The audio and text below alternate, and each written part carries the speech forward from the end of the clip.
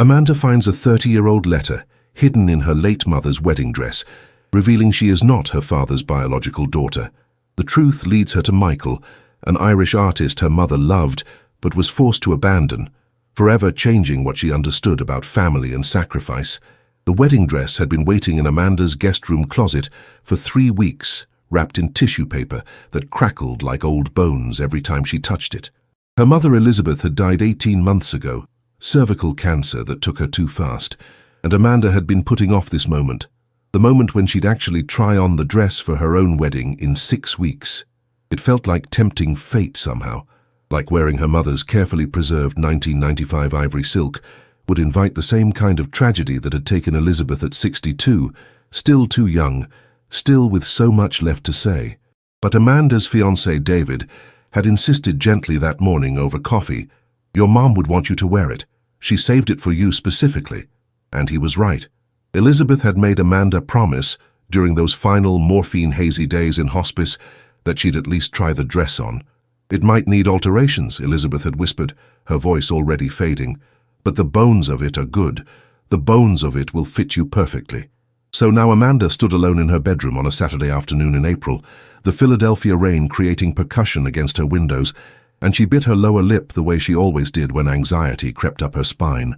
The dress lay across her bed like a ghost of her mother's younger self, ivory silk with a fitted bodice, long sleeves, a full skirt that would have touched the floor on Elizabeth's 5'7" frame. Amanda was 5'9". She'd need the hem let out. She stripped down to her underwear, suddenly aware of how quiet her apartment was. David had gone to a Phillies game with his brothers. Her best friend Sarah was at her daughter's soccer tournament.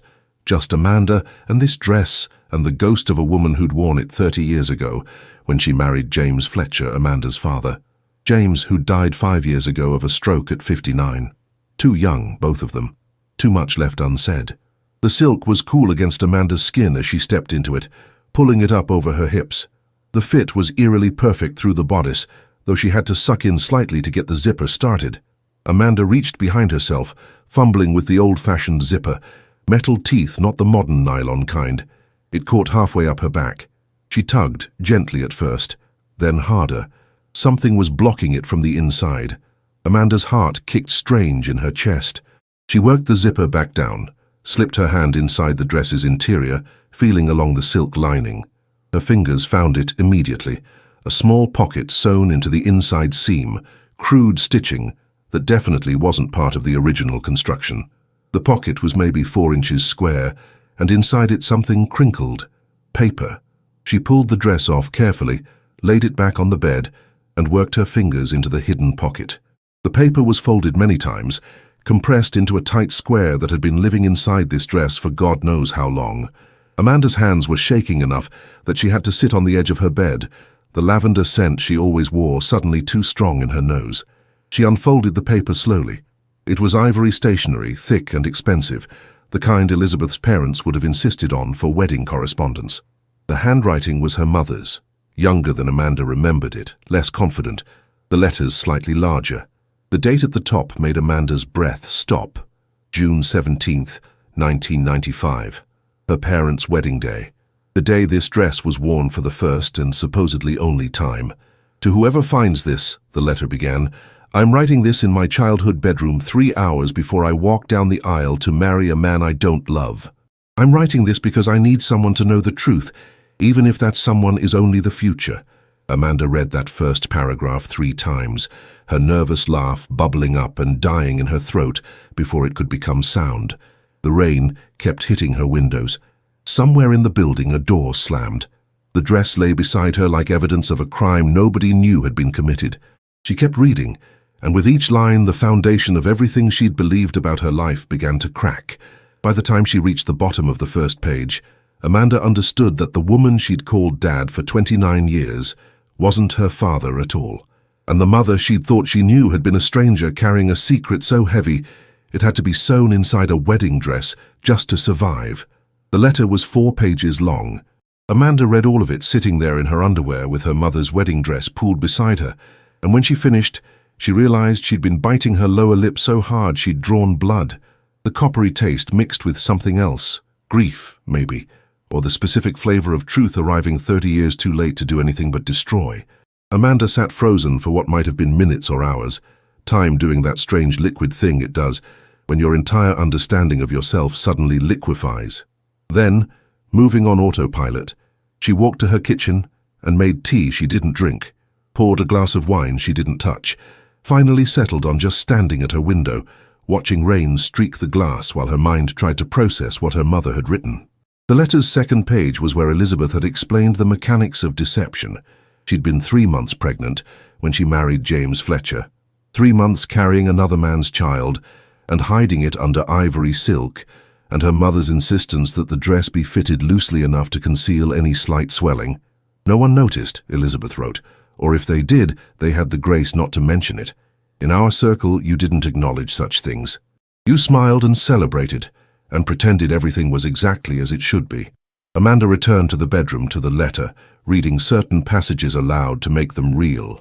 His name is Michael Brennan. He's from County Cork, 26 years old, and he paints watercolors that make the world look like it's dissolving into light.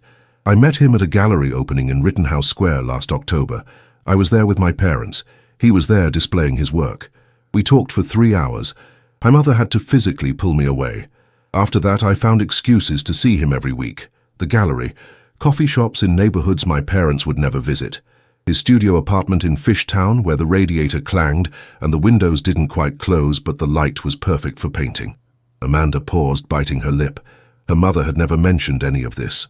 Elizabeth Fletcher had been a museum board member, a junior league volunteer, a woman who'd attended the correct churches and charity galas and book clubs. She'd been elegant in that understated mainline way. Pearls and cashmere, low heels, hair always neat. The idea of her sneaking off to some artist's studio apartment, hiding a relationship from her parents, getting pregnant out of wedlock, it didn't fit. Except clearly it did. And Amanda had just never seen that version of her mother, because that version had been sewn inside a wedding dress for 30 years. The letter continued, describing how Elizabeth's mother, Margaret, discovered the pregnancy. A doctor's appointment Elizabeth had tried to hide, a bill that came to the house. Margaret's rage hadn't been loud. It had been cold, calculating. She gave me 48 hours to make a choice, Elizabeth wrote. Marry James Fletcher, who'd been courting me for months and came from the right family with the right credentials, or watch her have Michael deported. My father had connections with immigration. Michael's visa had irregularities. Mother made it very clear that she could make him disappear, could destroy any chance he had of building a life here. All I had to do was walk away. Amanda found herself laughing, that nervous laugh again, the sound hollow in her empty apartment. The coincidence hit her suddenly, sharply. She was an art curator. She worked at the Philadelphia Museum of Art, spent her days around paintings and sculptures, had built her entire career in the world her biological father inhabited. She'd never thought twice about it, had always assumed her interest in art came from her mother's museum board involvement, from growing up attending openings and benefits. But what if it was deeper than that? What if Michael Brennan's genetics had been whispering to her all along, pulling her toward galleries and studios and the smell of oil paint? She kept reading, and the 4th page was where Elizabeth's handwriting got messier, like she'd been crying while she wrote, I'm marrying James in 3 hours. He's a good man, a doctor, kind, stable, everything my parents want for me. He doesn't know I'm pregnant. He'll think the baby came early when she's born in December, and I'll spend the rest of my life making sure he never suspects, making sure this child, you, if you're reading this, knows only that she was loved. James will love you. I know he will. And maybe that's enough. Maybe being loved by the man who raises you matters more than biology. The word you made Amanda's hands shake so badly she had to set the letter down. Her mother had known. Elizabeth had known that someday, somehow Amanda might find this. Had she left it on purpose, or had she simply needed to tell the truth to someone, even if that someone was just paper and ink and the future? There was one more passage Amanda needed to read aloud, needed to hear in her own voice to make it real. Michael wanted to marry me. When I told him about the baby, he was overjoyed. He had this ring, a claddock ring, the traditional Irish kind with the hands holding a crowned heart. He put it on my finger and said we'd figure everything out together. But I couldn't let him sacrifice his art, his future, his dreams for my parents' prejudices.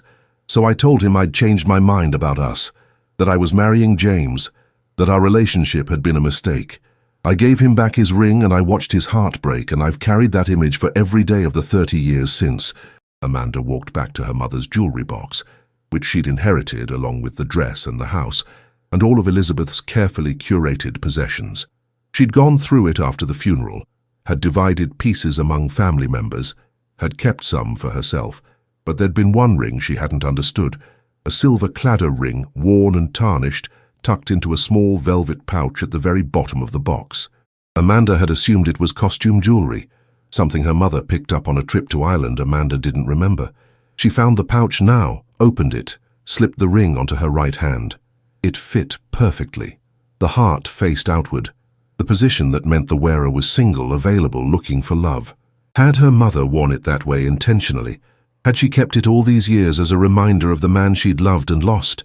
Maybe there are truths that wait in hidden pockets and jewelry boxes, Amanda thought.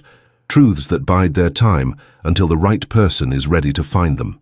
Or maybe some secrets are so heavy they have to be distributed. A little bit in a letter, a little bit in a ring, a little bit in the shape of a daughter's face that her father, James, must have looked at every day and never seen the truth of. She looked at herself in the mirror, really looked, trying to see past the features she'd always attributed to her parents. Her auburn hair, James had been blonde, Elizabeth brunette. Her green eyes, both parents had had blue. Her height, she was 4 inches taller than Elizabeth, 2 inches taller than James. Her long fingers made for delicate work, her angular face. How had she never questioned these things? Or had everyone simply seen what they wanted to see, what they expected to see? The rain had stopped. Amanda's phone showed 5 missed calls from David, probably wondering where she was, if she'd tried on the dress. She couldn't call him back yet. She couldn't talk to anyone until she'd decided what to do with this information. This grenade her mother had left inside a wedding dress, like some kind of test or gift or punishment. The letter's final paragraph was the one that would haunt Amanda through the sleepless weeks ahead. If you find this, know that every choice I made was to protect the people I loved. James never knew the truth, and he loved you with his whole heart. Michael never knew he had a daughter, and I've watched his career from afar. He's successful now, living in Boston, married to someone else. Maybe it's better this way. Maybe some truths are kinder when they stay buried. But I wanted someone to know that you, my darling girl, were created out of real love, even if that love had to die so you could live. Amanda didn't sleep that night. She lay in bed with the letter on her nightstand and the cladder ring on her finger, staring at the ceiling and trying to reconcile 30 years of memory with this new reality. When David came home from the game, she told him she wasn't feeling well, that she'd try the dress another day. He'd looked at her strangely. David knew her well enough to sense when she was lying, but he'd let it go. By Sunday morning, Amanda had made a decision. She needed more information. The letter had been Elizabeth's truth, but it wasn't complete. What had happened after? Had Michael really moved on, married someone else, never known? And what about her grandmother Margaret, the woman who'd forced this choice? Was there any record of her guilt, her regret? Amanda drove to her parents' house in Gladwin, the home she'd grown up in. Elizabeth had left it to her in the will, but Amanda hadn't been able to bring herself to sell it yet. Too many memories in these rooms, too much of her mother's careful curation. She let herself in with her key, breathing in the familiar smell of cedar and gardenia, the candles Elizabeth had burned every day, the scent that meant home. She went straight to the attic, to the boxes of Elizabeth's things Amanda hadn't been able to sort through yet. Photo albums, old tax returns, letters from friends. And there, in a leather trunk that looked like it came from another century, Amanda found what she was looking for, her grandmother Margaret's personal papers. Margaret Ashford Wells had died in 2012 when Amanda was 16. She'd been formidable even in old age, steel-spined, impeccably dressed, the kind of woman who could silence a room with a look. Amanda had been slightly afraid of her, but had also craved her approval in that way grandchildren do.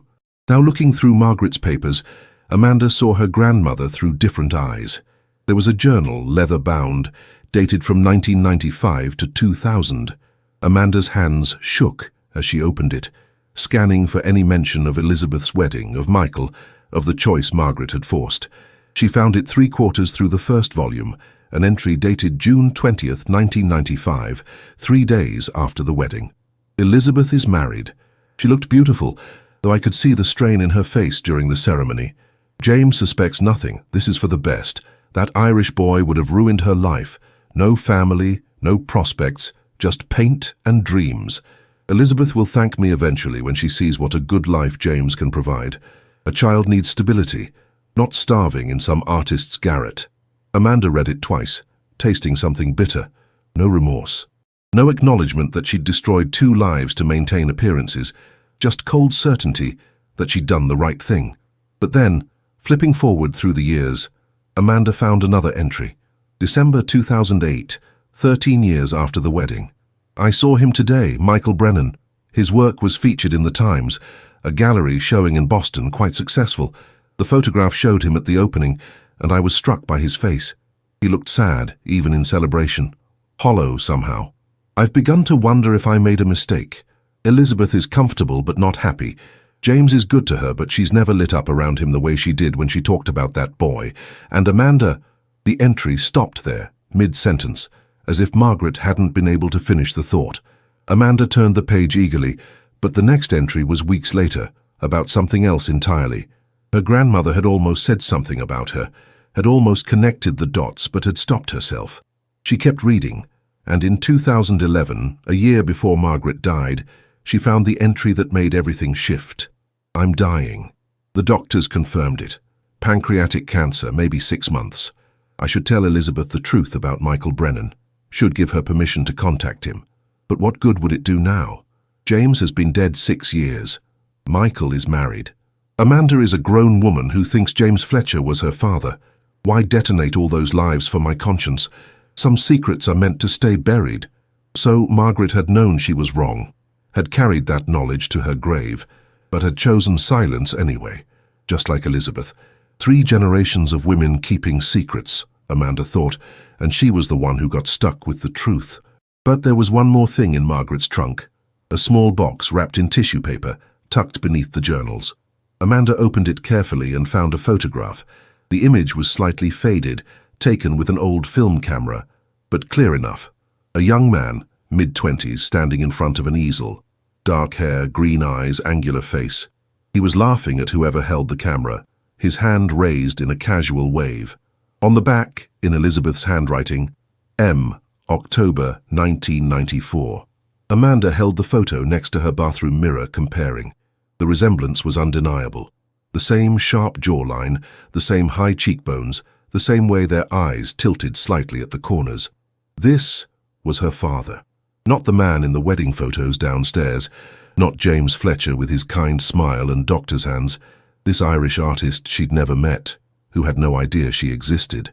Tucked behind the photo was something else, a gallery program from 2008, the same showing mentioned in Margaret's journal. Michael Brennan, Watercolors of Memory, Boston Contemporary Arts Gallery. There was a bio. Irish-born artist Michael Brennan, 40, has been featured in galleries across the US and Europe. His work explores themes of loss and longing through landscapes that seem to exist between reality and dream. Brennan divides his time between his Boston studio and teaching workshops in Ireland. He is survived by his late wife, Catherine, who passed in 2006. Survived by his late wife. Amanda read that line 3 times, so Michael was widowed, and no mention of children. The bio would have said if he had kids. Which meant, what? That he'd spent his life alone? That he'd never moved on from Elizabeth completely? Or just that life had unfolded the way it unfolds, without neat explanations? Amanda sat on her parents' attic floor with the photograph and the program and her grandmother's journals, piecing together a story her mother had started in a letter sewn inside a wedding dress, and she realized that this wasn't just about her anymore. This was about Michael Brennan, who'd spent 30 years not knowing he had a daughter, who'd lost the woman he loved and never knew why, who might be in his mid-50s now, still painting, still alone, still carrying the ghost of a relationship that had ended without explanation. She read one more passage from the letter, the part she'd skipped earlier because it hurt too much. Sometimes I dream about telling you the truth. You're sitting across from me at that kitchen table where we've shared so many meals, and I'm saying, Amanda, there's something you need to know about your father. But I wake up, and James is there beside me, sleeping peacefully, and I know I can never speak those words. James earned the title of father through 3 decades of love, Michael lost it through no fault of his own. And you deserve a father who knows you, who raised you, who chose you every day. Maybe that matters more than blood. But James was gone now, and Elizabeth was gone, and Amanda was left holding all these fractured pieces of truth, trying to decide if putting them together would create something beautiful or just prove that some things are better left broken. Finding Michael Brennan took 3 days of obsessive internet searching that left Amanda red-eyed and jittery. She started with the gallery program from 2008, searched for his name combined with Boston, artist, watercolors. The trail was surprisingly easy to follow. Michael hadn't hidden himself. He had a website showcasing his work. Landscapes that did exactly what the bio promised. Existed somewhere between real and imagined, painted in colors that seemed to glow from within. There was a contact page with a gallery address in Boston's South End. No personal information. No photos from recent years. Just paintings and a brief bio that mentioned his Irish roots and his exploration of memory and loss through landscape. Amanda stared at those paintings for hours, looking for herself in them, looking for her mother. One piece in particular caught her attention. Philadelphia Rain, 1995. A city street dissolving into watercolor streaks, a woman's silhouette in a window. The gallery description said it was painted from memory, that it represented a moment of irreversible choice. Amanda knew that painting was about her mother, about Elizabeth standing in some window 30 years ago, choosing James over Michael, security over love. And Michael had painted it, had turned his heartbreak into art, had been carrying this with him all these years without knowing the full story. She called the gallery on Wednesday. A young woman answered, professional and slightly bored. "Brennan Studio Gallery, this is Sophie." Amanda bit her lower lip, tasting blood again. "I'm trying to reach Michael Brennan. It's personal. It's about someone he knew a long time ago. Mr. Brennan doesn't take personal calls through the gallery." Sophie's voice had gone carefully neutral. "If you'd like to inquire about purchasing a piece—" "It's about Elizabeth Fletcher," Amanda interrupted. "Elizabeth Wells, before she was married. From Philadelphia, 1994. Silence on the other end, then, "Hold, please." Amanda waited, her heart doing violence against her ribs. After what felt like hours, but was probably 2 minutes, a man's voice came on the line. Irish accent, though softened by decades in America. "This is Michael Brennan." Amanda's mouth went dry. She'd rehearsed this conversation a dozen times in her head, but now that it was happening, all her prepared words scattered. "Mr. Brennan, my name is Amanda Fletcher. I'm Elizabeth Wells's daughter. Elizabeth passed away 18 months ago, and I found something she left behind. A letter. About you. About—" She stopped, not sure how to say it. "About us," Michael finished softly. "Jesus. How is she? I'm sorry. You said she passed. Cancer?" "Yes." Amanda was crying now, she realized. Tears she hadn't known were there. "She never told me about you. She never told anyone. But she left a letter sewn inside her wedding dress, and I found it 3 days ago, and Mr. Brennan, there's something you need to know. Something she never told you." Another long silence. Then, "I think you'd better come here. To Boston. Are you free this weekend?" Amanda thought about her wedding in 5 weeks, about David waiting for her to try on the dress properly, about all the plans and preparations that suddenly felt like someone else's life. "I can come Saturday," she heard herself say. "I'll be at the gallery, 2 o'clock, and Amanda—" He paused. "That's a beautiful name." Elizabeth always loved that name. The call ended. Amanda sat in her apartment with the Cladder ring on her finger and her mother's letter on her lap, and realized she'd just set in motion something that couldn't be undone. In 3 days, she would meet her biological father for the first time. In 3 days, she would tell a 56-year-old man that he'd had a daughter for 30 years and never knew. That night, she finally told David. They sat at her kitchen table with the letter between them, and Amanda watched his face change as he read, confusion giving way to shock, giving way to the careful neutrality David always adopted when he was trying not to influence her decision-making. "Jesus, Amanda," he said when he finished, "your whole life was a lie," she finished. "Or not a lie, exactly. Just built on foundations I didn't know were there." David reached across the table, took her hand, the one with the engagement ring, not the one with the Cladder. "What are you going to do?" "I'm going to Boston on Saturday. I'm going to meet him. And then, I don't know." Amanda laughed that nervous laugh. Maybe I'll hate him. Maybe he'll resent me for showing up and destroying whatever peace he's made with losing my mother. Or maybe, she stopped, not wanting to speak the hope aloud, that maybe she'd find something she'd been missing without knowing it, that maybe Michael Brennan would look at her and see Elizabeth and 30 years of lost possibility, and somehow that would be enough. David was quiet for a long moment. Then, "Do you want me to come with you?" "No," Amanda said. "This is something I need to do alone." Friday afternoon, Amanda's phone rang with an unknown number. Boston area code. She answered, half expecting Michael to cancel to say he'd thought it over and decided the past should stay buried. Instead, a woman's voice. "Is this Amanda Fletcher? This is Sophie from Brennan Studio. Mr. Brennan asked me to call. He wanted you to know that he's—" She paused and Amanda could hear paper rustling. "He wanted you to know that he's been painting Elizabeth for 30 years. He has a whole series he's never shown publicly, portraits from memory. He said to tell you that, so you'd understand that she never left him, that he carried her all this time." Amanda closed her eyes, the tears coming again. "Thank you for telling me." He also said, Sophie's voice had gone soft, almost awed. "He said that if you're Elizabeth's daughter, then you're the most important person he's never met, and that whatever you need from him, whatever answers you're looking for, he'll give them to you." Saturday morning, Amanda drove to Boston alone, 3 hours up I-95 through Connecticut and into Massachusetts, listening to nothing but the sound of her own breathing and the road noise.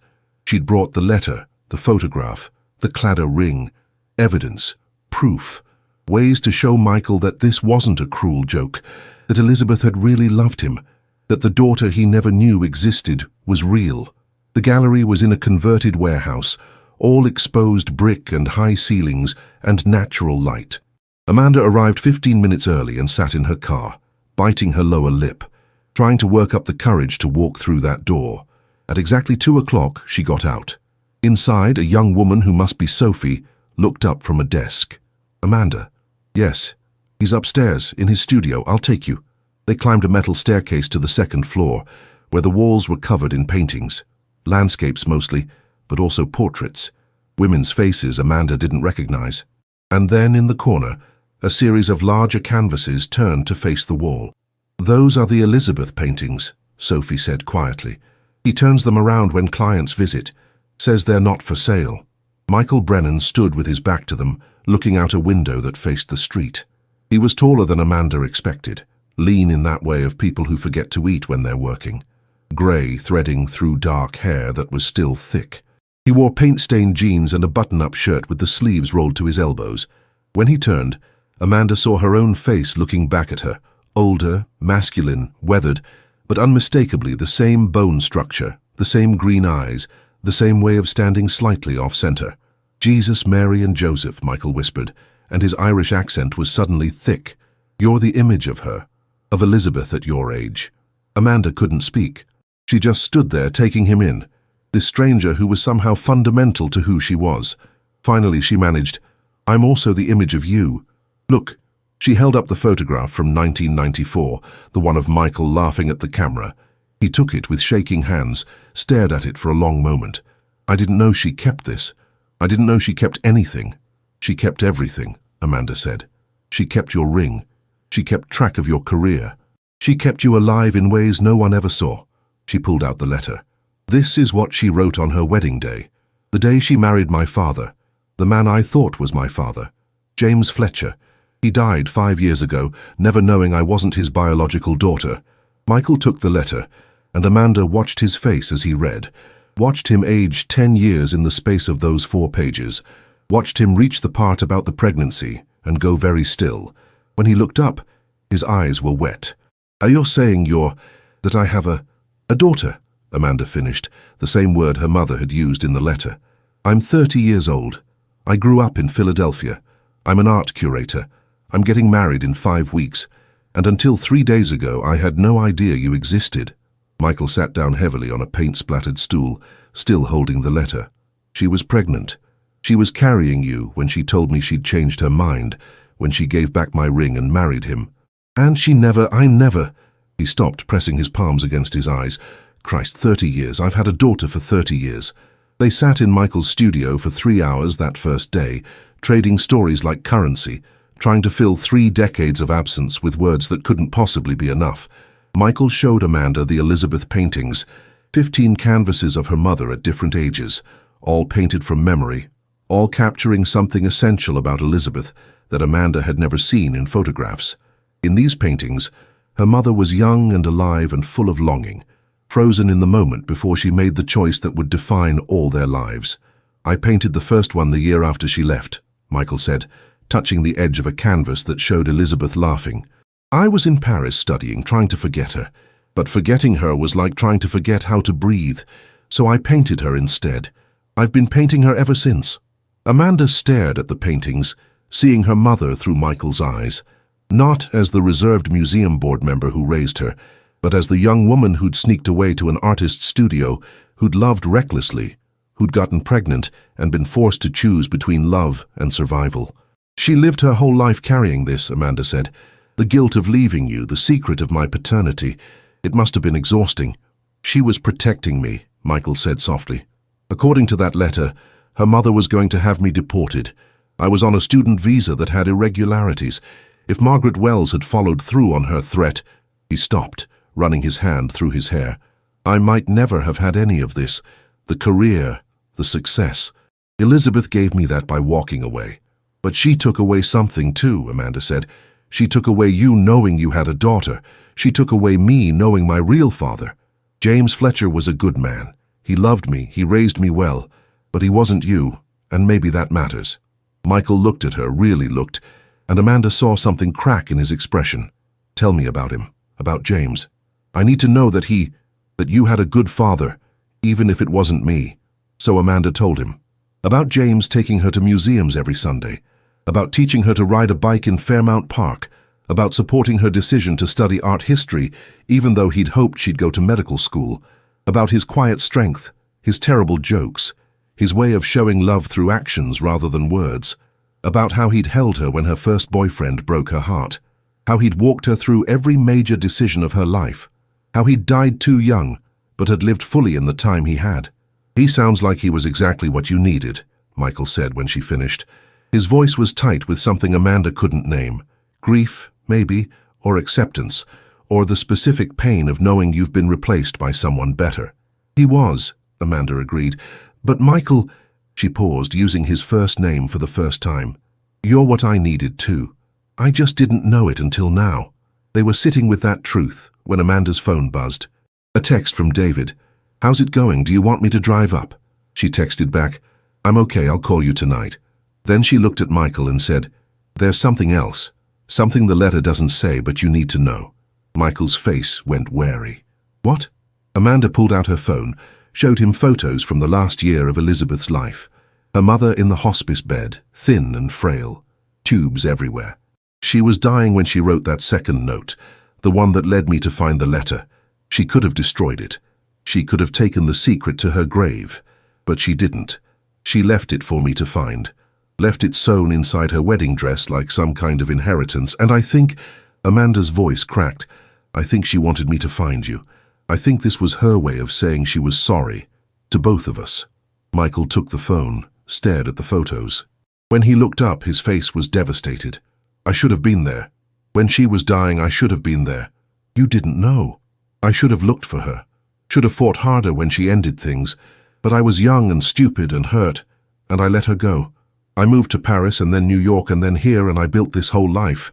And the whole time there was this—" He gestured at Amanda. "This person, this daughter, growing up without me." The weight in his voice broke something in Amanda. She'd been holding herself together through sheer force of will, but now the tears came, hot and fast and unstoppable. "I'm so angry at her," she choked out. "At both of them, Elizabeth and Margaret. At everyone who knew the truth and kept it buried. James never knew, you never knew, I never knew. And for what? To maintain appearances? To protect some bullshit idea of propriety?" Michael crossed the studio and pulled Amanda into an embrace that felt like coming home to a place she'd never been. He smelled like paint and turpentine and something else. Something familiar that Amanda realized with a shock was her. They shared genetic material, shared chemistry, shared the invisible threads that tie families together, even when they don't know each other exist. Your mother made an impossible choice, Michael said into Amanda's hair. I'm angry too, but I understand why she did it. Fear makes people do terrible things to the people they love. Margaret was afraid of scandal. Elizabeth was afraid of destroying me. And the result was that we all got destroyed anyway, just more slowly. They pulled apart, and Amanda wiped her face with her sleeve. She felt wrung out, emptied, but also, strangely, lighter. Like the secret had been poison, and speaking it aloud was the antidote. I need to tell you something else, Amanda said. Something in the letter that I don't think you understood the full weight of. She pulled out the letter again, found the passage she needed. James will love you, I know he will, and maybe that's enough. Michael read it, frowning. I don't understand. She wrote that on her wedding day, Amanda explained. She was 3 months pregnant. Do the math, Michael. She married James in June. I was born in December. James thought I was premature. He never questioned it, never counted backward to February when she was still with you. My entire life, he believed I was his biological daughter. And Elizabeth let him believe it because she knew. She knew that if he'd known the truth, it would have destroyed him. Michael's face went pale. Jesus. So he died thinking that I was his, Amanda finished. Which, in every way that mattered, I was. But the biology, the genetics, those were always yours, and nobody told you. Elizabeth kept that from you until the day she died. Michael sat back down on his stool, the letter shaking in his hands. When he spoke, his voice was barely a whisper. She really loved me then, enough to give me up, enough to let me build a life without the burden of knowing what I'd lost. That's... He stopped, unable to finish. That's the worst kind of love, Amanda said. The kind that sacrifices everything for the other person's good, even when they never wanted that sacrifice. They sat in silence for a long time after that. Outside, Boston traffic hummed. Inside, 2 people who were father and daughter tried to figure out how to be related when 30 years of relationship had been stolen from them. Finally, Michael said, The ring, the cladder, do you still have it? Amanda held up her right hand, where she'd been wearing it since she found it. Michael's breath caught. She kept it. All these years she kept it. She kept everything about you, Amanda said. The photograph, the gallery programs. She tracked your career, your life. And she never contacted you because she thought it would hurt you more than help you. She thought you'd moved on. I married, Michael said. Catherine, 20 years ago. She died in 2006, breast cancer. We never had children. She knew I couldn't, not really. That there was someone else who'd come before her. Someone I couldn't stop painting. Catherine was patient with that ghost, more patient than I deserved. But I never stopped thinking about your mother. Never stopped wondering what my life would have been if Elizabeth hadn't ended things. And now you know, Amanda said. Now you know you had a daughter growing up in Philadelphia while you were painting in Paris and New York and Boston. You know you've been a father for 30 years and missed all of it. Yeah, Michael said. His voice was hollow. Now I know. Amanda stayed in Boston that night, checking into a hotel because she couldn't face the drive home. Michael texted her at 9. Are you awake? Can we talk more? She was, and they could. They met at a late-night diner in Cambridge, the kind of place that served breakfast 24 hours and didn't judge when 2 people showed up looking shell-shocked and ordered coffee they didn't drink. I need to show you something, Michael said. He'd brought a leather portfolio, worn and stained. Inside were sketches, dozens of them, all of the same face. Elizabeth's face at different ages, from different angles, in different moods. I've been drawing her since the day she left. Every morning for 30 years, I wake up and sketch her before I do anything else. It's become, I don't know, a meditation, a prayer, a way of keeping her alive. Amanda looked through the sketches, seeing her mother young and beautiful and sad, seeing the love that had poured from Michael's pencil for 3 decades. And then, near the bottom of the portfolio, she found something that made her breath stop. A sketch dated 2 weeks ago. Elizabeth, but older, sick, thin, almost exactly how she'd looked in those final hospice days. How did you... Amanda couldn't finish the question. Michael's hands were shaking. I've been dreaming about her lately. For the past few months, every night, I dream she's sick, that she's dying and trying to tell me something, but I can't hear her. I started sketching the dreams, trying to understand what she wanted, and then you called, and I realized she was trying to tell me about you. She was trying to prepare me. Amanda felt something cold settle in her spine. That's impossible. Is it? Michael looked at her with those green eyes that were her eyes. Your mother and I, we had something that doesn't follow normal rules. A connection that didn't end just because she married someone else. And I think she knew she was dying, and she knew you'd find that letter, and somehow she reached out to me to get me ready for this conversation. Amanda wanted to dismiss it as grief-talking, as coincidence, as the kind of magical thinking people indulge when they're desperate for meaning. But she thought about her mother sewing that letter into her wedding dress, thought about the timing of finding it just weeks before her own wedding, thought about the way Michael had painted Elizabeth for 30 years as if he couldn't stop even if he wanted to. Maybe some connections really did transcend normal boundaries. Maybe some love really was strong enough to reach across death and time and distance. There's more, Michael said quietly, about the coincidences, about why I think we were always meant to find each other. He pulled out his phone, showed Amanda a photo of a building. This is my first studio, 1994 Fishtown before the neighborhood gentrified, where Elizabeth used to visit me. Amanda stared at the address on the building. That's 3 blocks from where I lived when I first moved out on my own. 23 years old, fresh out of grad school. I lived there for 2 years. We were neighbors, Michael said. You and me. For 2 years, we were living 3 blocks apart and didn't know it. You probably walked past my old building. I probably walked past yours.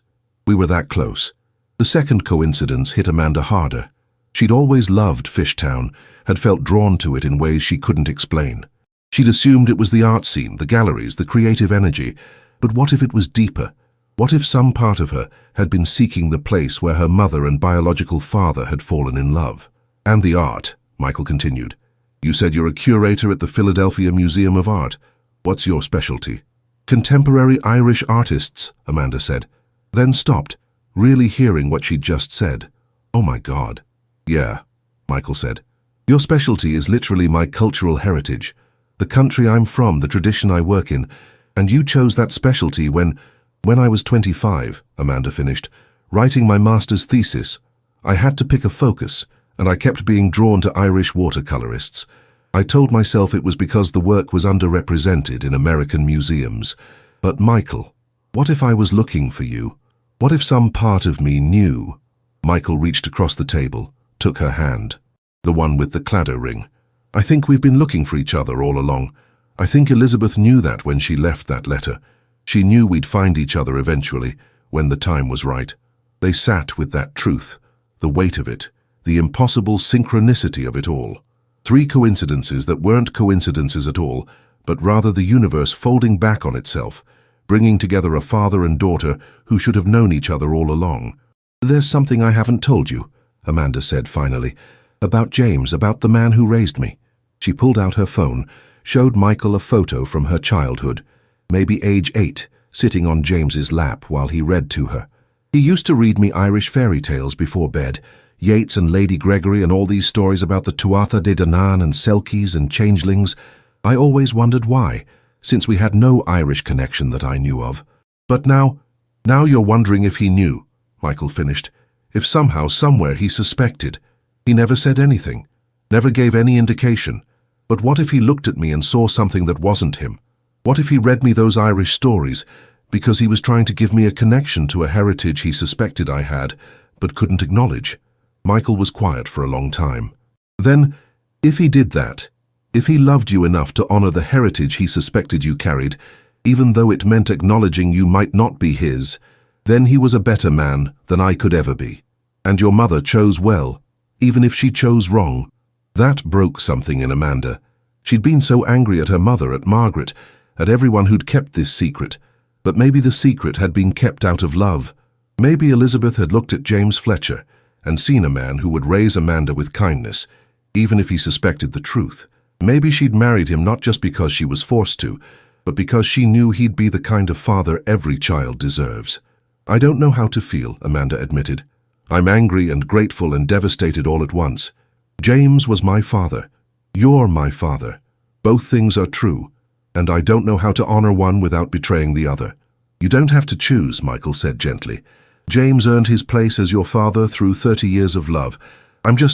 He stopped, searching for words. I'm the biology, the genetics, the what if. But he was the reality. He was there when you were sick, when you graduated, when you fell in love. I'm just the ghost who's been painting your mother for 30 years and didn't know he had a daughter. You're not a ghost, Amanda said. You're real. You're here. And I want... She stopped, not sure what she wanted. A relationship? A connection? Some way to fit this man into her life when she was getting married in 5 weeks and everything was already complicated enough? Michael seemed to read her mind. No pressure, he said. I'm not asking for anything. I'm grateful. Grateful to know you exist. Grateful that Elizabeth left you that letter. Grateful that you were brave enough to find me. He turned the clatter ring on her finger. She wore this the wrong way, heart facing out like she was still looking for love even though she'd found it and lost it. I want you to have it. Really have it. Turn it around. Heart facing in. Let it mean something new. Amanda looked at the ring, at the crowned heart held by 2 hands. The traditional symbolism, love, loyalty, friendship, the 3 things families were supposed to be built on. She twisted it slowly, turning the heart inward, the position that meant the wearer's heart was taken, that they belonged to someone. I'm getting married, she said, in 5 weeks. And I don't know if I want you there. If David even knows how to process this. If I know how to introduce you. This is Michael, my biological father I met 3 days ago. How does that work? It doesn't have to work yet, Michael said. Maybe it never works in any conventional sense. But Amanda... He paused and she saw tears on his face again. I've lost 30 years with you. I don't want to lose the future too. Whatever that looks like. However you need it to look. I just want to know you. I want to be part of your life. If you'll let me. Amanda thought about her mother's letter, about the final lines. Maybe some truths are kinder when they stay buried. But this truth wasn't buried anymore. It was here, sitting across from her in a Cambridge diner at 11 at night, wearing paint-stained jeans and carrying 30 years of sketches of the woman they'd both loved. I'll let you, Amanda said. But Michael, we're going to have to figure out what this means. What it looks like when a 30-year-old woman meets her biological father and tries to build a relationship from scratch. We're going to stumble. We're going to hurt each other. We're going to have moments where we wonder if this was a mistake. I know, Michael said, but we'll figure it out. Because that's what family does. They figure it out. Family. The word hung between them, new and fragile and impossibly hopeful. Amanda had lost a father 5 years ago. Now she'd found another one, or he'd found her, or maybe they'd found each other in the way people do when they're meant to all along. It wasn't neat. It wasn't simple. But it was real, and sometimes real was enough. Amanda drove back to Philadelphia Sunday evening, with the clatter ring turned inward on her right hand, and a promise from Michael to call her every week, to send her paintings, to be whatever kind of father she needed him to be, even if neither of them knew what that looked like yet. When she got home, David was waiting with takeout and questions he was too kind to ask directly. She told him everything. About the studio visit, about the Elizabeth paintings, about Michael's dreams and the coincidences that weren't coincidences, and the way 30 years of absence could somehow feel both impossibly long and surprisingly short. David listened without interrupting, and when she finished, he said, "Do you want him at the wedding?" Amanda had been dreading that question. "I don't know. It feels like too much too fast, but also, he's my father. Biology counts for something, doesn't it?" "It counts for a lot," David said, "but so does time. James walked you through your whole life. Michael is just starting that walk. Maybe the wedding is too soon. Maybe you need time to figure out what this relationship is before you make him part of our biggest moments." He was right, and Amanda knew it. But there was something else, something she'd been circling around since Boston. "I need to tell people, my family, James's family, everyone who knew my parents. I can't keep this secret the way my mother did. I can't spend the next 30 years lying about who I am." Over the next 2 weeks, Amanda did exactly that. She called her father's sister, Aunt Patricia, and told her the truth. Patricia cried and admitted she'd always wondered why Amanda looked nothing like James. She called her mother's cousin, Uncle Richard, and he said he'd suspected Margaret had been hiding something. She told friends, told colleagues, told anyone who needed to know that the story of her parentage was more complicated than anyone had realized. Some people were shocked, some were supportive, a few were judgmental, asking why Amanda was destroying James's memory by acknowledging Michael. But mostly people understood, or tried to. because the truth was messy and painful and didn't fit into neat categories, but it was still the truth, and Amanda was done pretending otherwise. 3 weeks before the wedding, Amanda made a decision. She called Michael and said, "I want you to walk me down the aisle, not instead of James, he'll always be my father, but alongside him, in memory. I want both of you there, because both of you made me who I am." Michael was quiet for a long moment. Then, "Are you sure? I don't want to take anything away from his memory." "You're not taking anything away," Amanda said. "You're adding something that was always supposed to be there. Please, Michael, let me do this. Let me honor both of you." The day of the wedding, Amanda wore her mother's dress, properly fitted now, hem let out, the hidden pocket still sewn into the lining but empty of its letter. She wore the clad-eye ring on her right hand, heart facing inward, and she carried 2 things down the aisle, a photo of James Fletcher tucked into her bouquet, and Michael Brennan walking beside her, his hand trembling on her arm. The ceremony was small, intimate, held in a gallery space that felt appropriate for the daughter of an artist and the stepdaughter of a doctor. David waited at the altar with tears in his eyes. Amanda's family sat on one side, confused and supportive in equal measure, and on the other side, in the front row, Michael had set up an easel with a painting. Elizabeth, young and beautiful, laughing at something off canvas. The painting he'd done in Paris all those years ago, the first of the series, the one that started it all. When the officiant asked who gave this woman to be married, Michael spoke up, his Irish accent thick with emotion. "Her mother and I do." It was the first time he'd claimed her publicly, the first time he'd stood up and said, "This is my daughter," and Amanda felt something shift in the universe, felt the weight of 30 years of silence finally lifting. After the ceremony at the reception, Michael pulled Amanda aside. He handed her a small wrapped package. "Your mother would have wanted you to have this." Inside was a painting Amanda had never seen before. A portrait of Elizabeth, heavily pregnant, standing at a window looking out at rain, painted from imagination, since Michael had never known about the pregnancy, but somehow capturing exactly what Elizabeth must have looked like carrying Amanda, full of love and fear and impossible choices. "I painted this last week," Michael said, "after meeting you. I kept thinking about what she must have gone through, being pregnant with you, hiding it, making the choice to let you believe James was your father, and I realized that was her greatest act of love, not leaving me, not marrying James, but giving you a father who would be there every day, who would raise you without the complication of knowing the truth. She loved you enough to lie. And I think that makes her the bravest person I've ever known." Amanda stared at the painting, at her mother's face filled with the kind of love that destroys you to give someone else life. She was brave. She was also wrong. She should have told you. "You deserved to know." "Maybe," Michael said. "But she made the choice she thought was right. And I got you anyway. 30 years late. But still mine. Still ours. Still this impossible gift that appeared when I'd given up hoping for anything like it." They stood together in the gallery, father and daughter, looking at the painting of the woman who'd connected them through absence and secrecy, and finally, truth. Amanda thought about the letter sewn into a wedding dress, about secrets that wait in hidden pockets until someone brave enough finds them. She thought about James reading her Irish fairy tales, about Michael painting Elizabeth for 30 years, about the way love manifests in ways we don't always recognize until we're ready to see. David appeared at her elbow, took her hand. "Dance with me." Amanda looked at Michael. "Will you dance with me after? Father-daughter dance." Michael's face crumpled. "I'd be honored." So Amanda danced first with her husband, swaying in the gallery space while Michael's paintings watched from the walls. And then she danced with Michael, and he held her carefully like she might break, like she was precious and fragile and the most important thing in his world, which, Amanda realized, she was. She'd been important for 30 years without knowing it, without him knowing it, the invisible thread of genetics connecting them even when everything else was silence. "Your mother would be so proud of you," Michael whispered as they danced. "Of your courage, of your willingness to seek truth even when it hurts, of the way you've honored both your fathers instead of choosing one over the other." "She left me a roadmap," Amanda said. The letter was her way of saying, "Here's the truth. Now you decide what to do with it.